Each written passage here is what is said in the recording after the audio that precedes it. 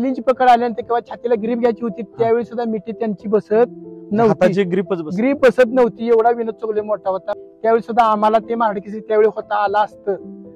त्यावेळी माझ्या बरोबर सराव करायला पैलवान गुंडाजी पाटील, अतिशय चिवट सेना केसरी पैलवान प्रमाणे आमदार महेशदादा लांडगे, पैलवान विशाल कलाटे महान मराठी केसरी, त्याचप्रमाणे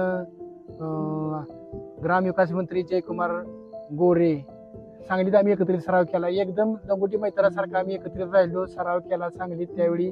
आणि आमच्याबरोबर सराव केलेले मुरलीधर मोहोळ केंद्रीय मंत्री आणि त्यावेळेच्या योगेश दोडके होते त्यावेळी. म्हणजे तसं नियमाच्या विरुद्ध तो विषय होता. मी एक पॉईंट घेतल्यानंतर स्टेडियम उठून उभा राहिलो होतो. पहिलवानचा असा होता की त्याला एक धरा येत नव्हतं, कुठं मिठी घाला येत नव्हती. आणि पूर्वी आता कुस्ती युट्यूबला त्याच्यानंतर तुम्हाला मोफत कुस्ती बघायला मिळाली जाते. त्यावेळी कुस्ती तिकीटवर होती. त्यावेळी पब्लिक तिकीट काढून कुस्त्या बघायला येत होत. महाराष्ट्रात गरीब घरातनं अप्पालाल शेख राष्ट्रकुला सुवर्ण पदक आणलं होतं आणि शाहपुरीत सराव करत होते. संजय पाटील दादा, माऊला शेख, बाला रफिक. आम्ही लहान होतो त्यावेळी, त्यांच्या एवढे जोडी नव्हते. आम्ही नावं घेतली त्यांची. त्यावेळी अप्पालाल शेख, संजय पाटील यांच्याकडे बघून आम्ही पैलवानकीचं पुढची दिशा आम्हाला चांगलं वाटत होतं की यांना बघून आपण असं पैलवान व्हावं. माझ्याकडे कात्रण पण असं अजून की राष्ट्रकुल स्पर्धेला सुवर्ण पदक हेवी गटात भारतात त्यावेळी ती घेऊन आली होती. आणि गावात खेडेगावात एखाद्या मैदानात जत्रेत कुस्ती केली की तो पैलवान झाला, रस्त्यावर फिरायला मोकळा झाला. पूर्वी पैलवान रस्त्यावर फिरणं माणसं लोक नावं ठेवत होती.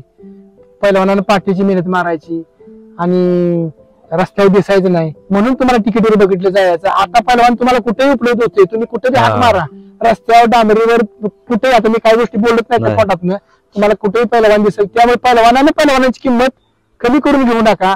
उलट तुम्ही कसं अपडेट राहशील किंवा आपली हिंद केसरी मारुती माने त्या काळात पैलवानाची प्रसिद्धी व्हावी म्हणून मीडिया बरोबर मांडत होती. त्यावेळी माईक हातात घेऊन उभा राहून सांगितलं की आपल्या महाराष्ट्रात असं काय झालंय की एकही महाराष्ट्रातला पैलवान त्याच्याबरोबर खेळायला तयार होत नाही. हरियाणावाल्या दिल्लीवाल्यांच्या बरोबर.